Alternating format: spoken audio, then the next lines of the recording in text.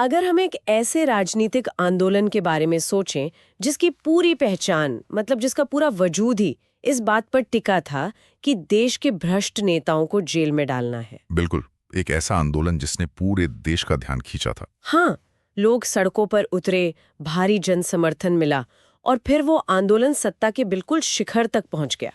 लेकिन करीब एक दशक बाद तस्वीर एकदम बदल जाती है। और वो बदलाव कोई छोटा मोटा नहीं था। एकदम नहीं। मतलब आपकी अपनी ही टॉप लीडरशिप भ्रष्टाचार के आरोपों में जेल की सलाखों के पीछे नजर आती है। ये किसी भी राजनीतिक कहानी का एक बहुत बड़ा और चौंकाने वाला मोड़ है। सही बात है।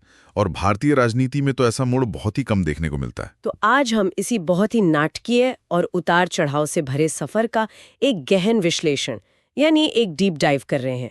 हम बात कर रहे हैं भारत की सबसे युवा राष्ट्रीय पार्टी आम आदमी पार्टी की। और इस सफर को डिकोड करने के लिए हमारे पास कुछ बहुत ही बेहतरीन सोर्सेज हैं। हाँ, मैंने भी वो सोर्सेज देखे। हमारे पास द सिटीजन की तैयार की गई एक बहुत ही विस्तृत टाइमलाइन है।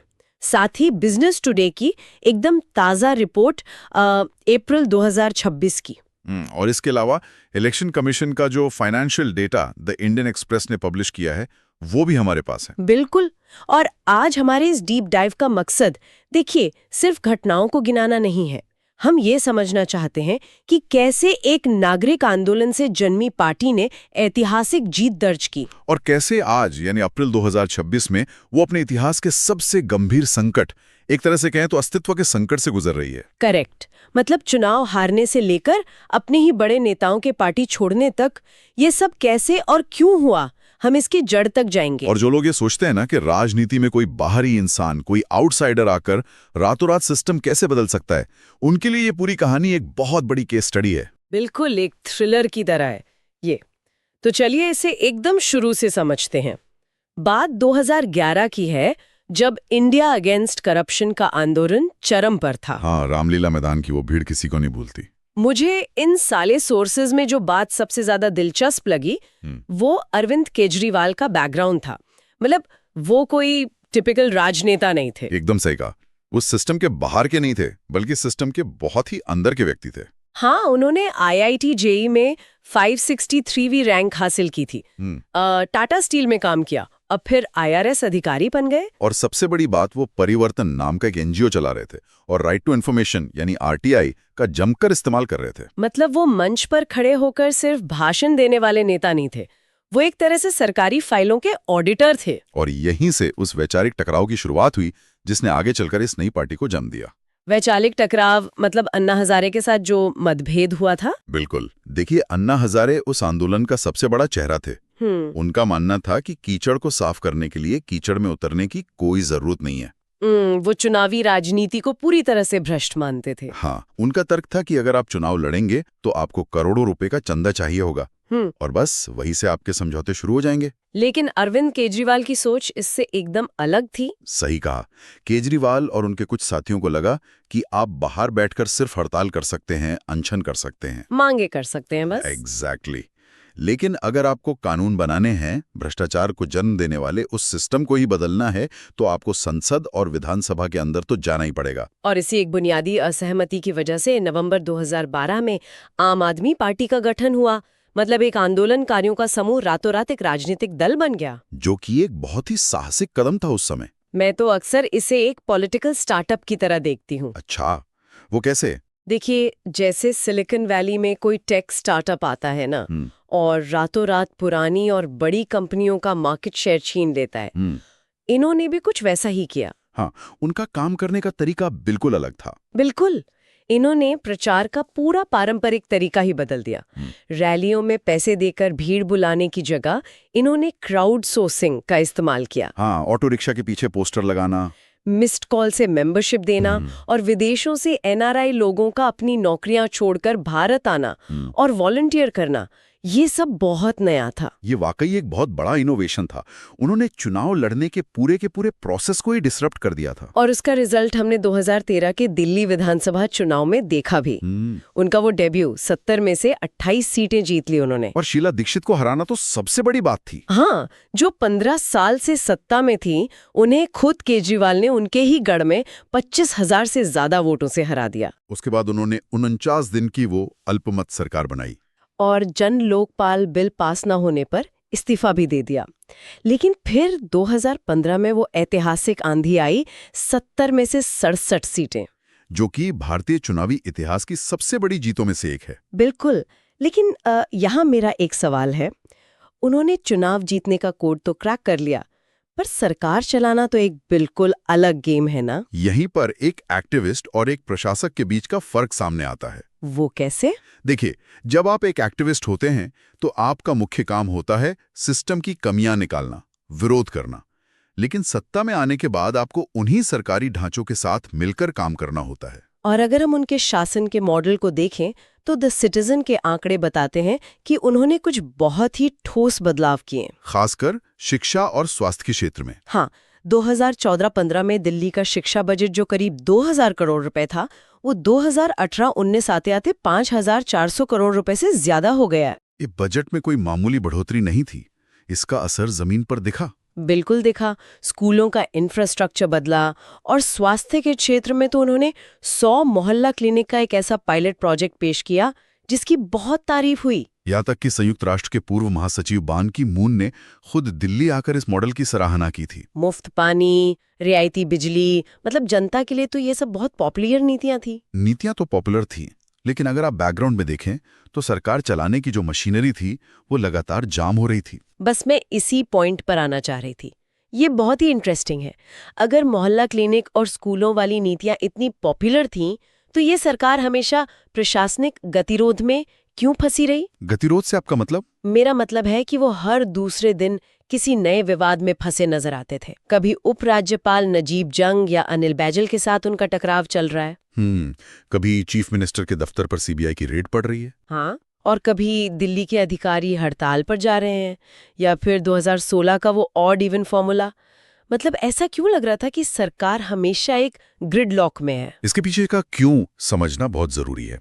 और ये कोई राजनीतिक कारण नहीं है, ये पूरी तरह से एक स्ट्रक्चरल या संरचनात्मक कारण है। स्ट्रक्चरल कारण थोड़ा आसान भाषा में समझाएंगे? देखिए, दिल्ली का ढांचा भारत के बाकी राज्यों से एकदम अलग है। दिल्ली को पूर्ण राज्य का दर्जा प्राप्त नहीं है। अच्छा। दिल्ली के पास अपनी चुनी हुई विधानसभा तो है, मुख्यमंत्री भी हैं, लेकिन प्रशासन की 3 सबसे बड़ी ताकतें, जमीन, पुलिस और पब्लिक ऑर्डर, यानी कानून व्यवस्था। हाँ, ये तीनों राज्य सरकार के पास नहीं बल्कि केंद्र सरकार के पास होती हैं, जो कि उपराज्यपाल के जरिए काम करती है। तो जमीन पर काम करते वक्त इसका क्या असर होता है? मान लीजिए आपको एक नया मोहल्ला क्लिनिक बनाना है, उसके लिए जमीन चाहिए, लेकिन जमीन पर कंट्रोल आपका है ही नहीं। ओहो। अगर सरकार किसी अधिकारी के खिलाफ भ्रष्टाचार की कार्यवाही करना चाहे तो पुलिस उसके हाथ में नहीं है, और अधिकारियों के तबादले पर भी अक्सर केंद्र का ही कंट्रोल रहता था।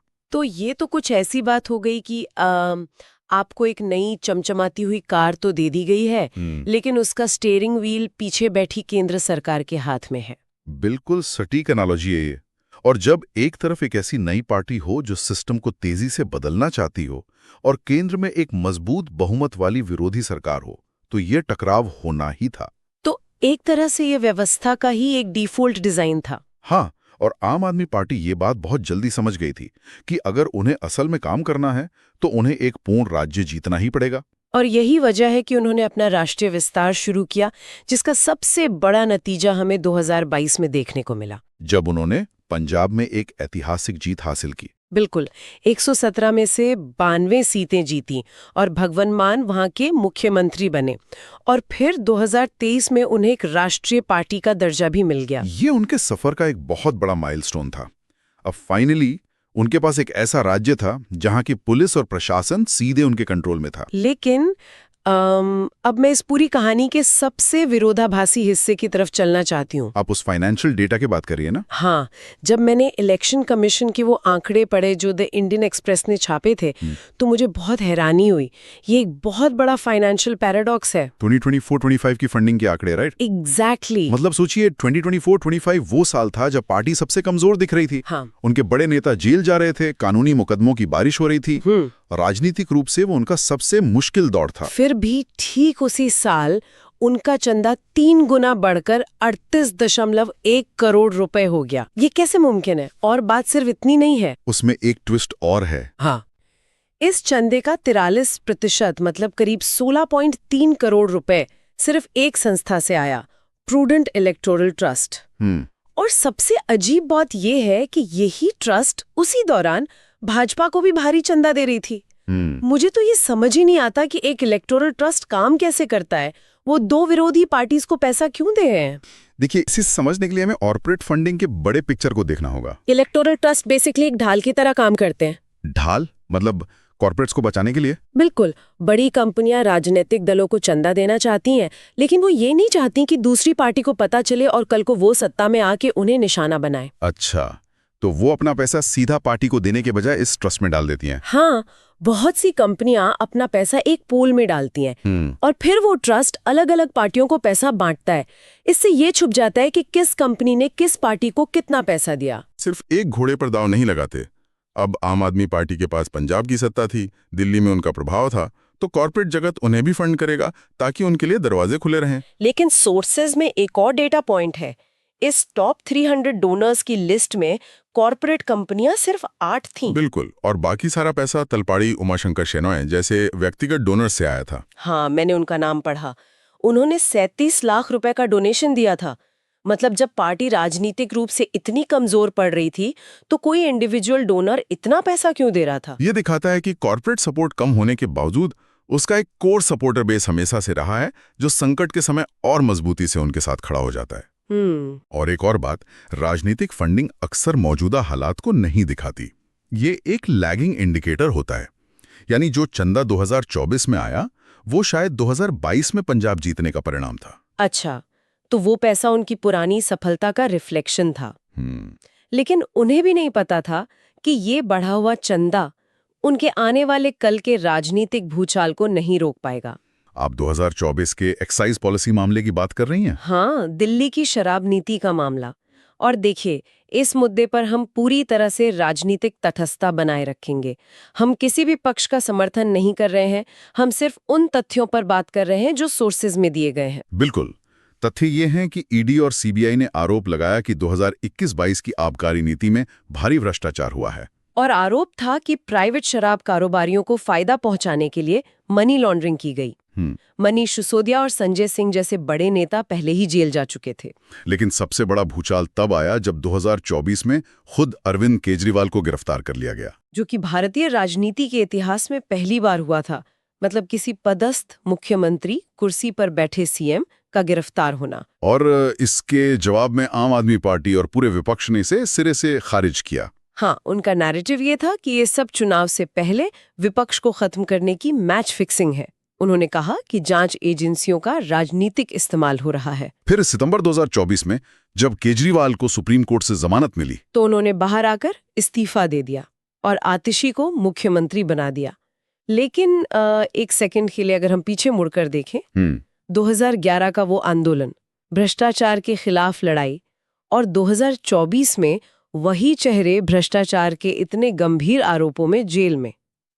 ये एक बहुत बड़ी विडंबना, एक आयरॉनिकल सिचुएशन है। और इस विडंबना का, इस पूरी मनोवैज्ञानिक उलझन का सीधा असर जनता पर पड़ा, जो हमें 2025 के विधानसभा चुनाव के नतीजों में साफ साफ दिखाई दिया। 2025 का वो चुनाव तो उनके लिए किसी सदमे से कम नहीं था। मतलब जो पार्टी 70 में से 67 और 62 सीटें जीतती थी, वो सिमट कर सिर्फ 22 सीटों पर रह गई। और भारतीय जनता पार्टी ने वहां अपनी सरकार बना ली। और सबसे बड़ा झटका तो ये था कि खुद अरविंद केजरीवाल नई दिल्ली की अपनी सीट से, जहां से वो हमेशा जीतते थे, वहां वो प्रवेश वर्मा से 4000 से ज्यादा वोटों से चुनाव हार गए। ये राजनीतिक रूप से उनका सबसे निचला स्तर था।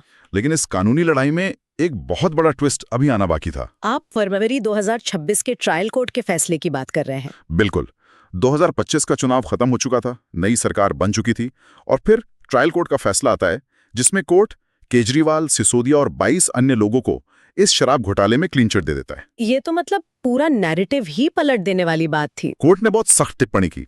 उन्होंने कहा कि सीबीआई की चार्जशीट भ्रामक थी और गवाहों के बयानों को सही तरीके से अदालत के सामने पेश नहीं किया गया। हालांकि हमें ये भी मेंशन करना चाहिए कि सीबीआई ने इस फैसले को तुरंत हाईकोर्ट में चुनौती दे दी है। हाँ, ये मामला अभी भी बड़ी अदालत में विचाराधीन है। लेकिन अगर आप आम आदमी पार्टी के नजरिए से सोचें तो कोर्ट 2026 में कह रहा है कि चार्जशीट भ्रामक थी, लेकिन जो राजनीतिक नुकसान होना था वो तो 2025 के चुनाव में हो चुका ना। चुनाव तो वो हार गए। यही राजनीति का सबसे क्रूर पहलू है। राजनीति में परसेप्शन यानी जनता के बीच बनी धारणा कानूनी हकीकत से बहुत तेज दौड़ती है। वो एंटी करप्शन पार्टी पर करप्शन का जो टैग लगा वो चुनाव तक हटाए नहीं। जब तक कानूनी प्रक्रिया पूरी होती है और आप बेदाग साबित होते हैं, तब तक तो बाजी हाथ से निकल चुकी होती है। और इसी परसेप्शन और चुनाव हारने की वजह से पार्टी आज एक गहरे अस्तित्व के संकट में है। अप्रैल 2026 की बिजनेस टुडे की यह रिपोर्ट है, वो तो और भी डरावनी तस्वीर पेश करती है। रिपोर्ट में पार्टी के बिखरने की बात कही गई है। हाँ, राघव चड्ढा जो पार्टी के सबसे युवा और टीवी पर पार्टी का प्रमुख चेहरा माने जाते थे, वो और उनके साथ 7 अन्य सांसद पार्टी छोड़कर भाजपा में शामिल हो गए हैं। और सिर्फ दिल्ली ही नहीं, पंजाब में जहां उनकी सरकार है, वहां के 7 में से 6 राज्यसभा सांसद भी पार्टी छोड़ चुके हैं। अगर मैं इसे वापस उसी स्टार्टअप एनालॉजी से जोड़ूं तो ये कुछ ऐसा है कि आपने एक बहुत सफल कंपनी बनाई, सब कुछ बेहतरीन चल रहा था, लेकिन जैसे ही कंपनी का बुरा दौर आया, आपके वो कोर फाउंडिंग मेंबर्स जो आपके साथ दिन रात खड़े थे, वो रातों रात आपकी सबसे बड़ी प्रतिद्वंदी कंपनी में चले गए। ये किसी भी संगठन के लिए एक बहुत बड़ा अलार्म है। मुझे बस ये समझ नहीं आ रहा कि ऐसा क्यों हो रहा है। क्या पार्टी का बहुत ज्यादा सेंट्रलाइज्ड होना, मतलब सारी ताकत सिर्फ अरविंद केजरीवाल के इर्द गिर्द सिमट जाना ही इसकी सबसे बड़ी कमजोरी बन गया? ये सवाल बहुत वाजिब है, और अगर हम इतिहास देखें तो ये आरोप आज पहली बार नहीं लग रहा है। अच्छा, पहले भी ऐसा हुआ था? याद कीजिए 2015 का वो दौर जब पार्टी ने 67 सीटें जीती थी। हाँ। और वो अपने चरम पर थी। तब पार्टी के संस्थापक सदस्यों प्रशांत भूषण और योगेंद्र यादव ने यही आरोप लगाए थे। ओहो, हाँ। उन्होंने कहा था कि पार्टी में आंतरिक लोकतंत्र खत्म हो गया है और फैसले लेने में तानाशाही आ गई है, जिसका नतीजा ये हुआ कि उन्हें ही पार्टी से निकाल दिया गया। तो मतलब ये बीमारी बहुत पुरानी है, बस इसके लक्षण अब जाकर खुलकर सामने आ रहे हैं। देखिए, एक आंदोलन से पार्टी बनने और फिर पार्टी से एक स्थायी संस्थान बनने का एक नियम होता है। आपको अपनी सेकंड जनरेशन लीडरशिप को स्वायत्तता देनी पड़ती है, उन्हें आजादी देनी पड़ती है। राइट, बिल्कुल। जब आप लगातार चुनाव जीत रहे होते हैं तो लोग इस केंद्रीकरण को कुशल नेतृत्व मानकर चुप रहते हैं। लेकिन जैसे ही 2025 जैसी बड़ी हार मिलती है, नेताओं को वो ढांचा दम घोटू लगने लगता है। और यही वजह है कि राघव चड्ढा और पंजाब के सांसदों ने पार्टी छोड़ दी। उन्हें लगा होगा कि पार्टी के पास खुद को इस संकट से बाहर निकालने का कोई डेमोक्रेटिक तरीका बचा ही नहीं है। ये एक वैचारिक भटकाव का भी नतीजा है जो लंबे समय से पनप रहा था। ये वाकई एक ऐसा सफर है जो किसी को भी सोचने पर मजबूर कर दे। मतलब रामलीला मैदान की उस भीड़ से लेकर दिल्ली और पंजाब की सत्ता तक पहुंचना, फिर देश के सबसे बड़े कानूनी विवादों में घिरना, हाँ, 2025 में चुनाव हारना और फिर 2026 में ट्रायल कोर्ट से क्लीन चिट मिलना और उसके तुरंत बाद अपने ही नेताओं का पलायन। ये कहानी आधुनिक भारतीय राजनीति की सबसे नाटकीय कहानियों में से एक है और ये दिखाती है कि सत्ता के इस बदलते स्वरूप में टिके रहना कितना मुश्किल है। बिल्कुल।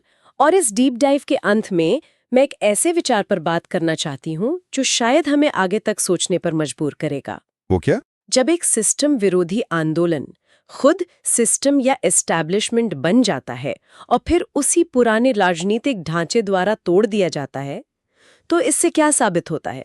ये एक बहुत ही गहरा सवाल है। क्या ये साबित करता है कि राजनीति का वो पुराना सिस्टम इतना अजेय है कि कोई उसे बदल नहीं सकता? या फिर इस नए स्टार्टअप ने समय रहते खुद को अपडेट करने से ही इनकार कर दिया था? इसका जवाब शायद इतना आसान नहीं है और शायद आने वाला वक्त ही इसे तय करेगा। बिल्कुल। और इस सवाल का जवाब शायद हम सबको अपने आसपास की राजनीति में खुद ही तलाशना होगा। आज के हमारे इस गहन विश्लेषण में बस इतना ही। इस लंबी और उलझी हुई राजनीतिक कहानी को हमारे साथ डिकोड करने के लिए आपका बहुत बहुत शुक्रिया।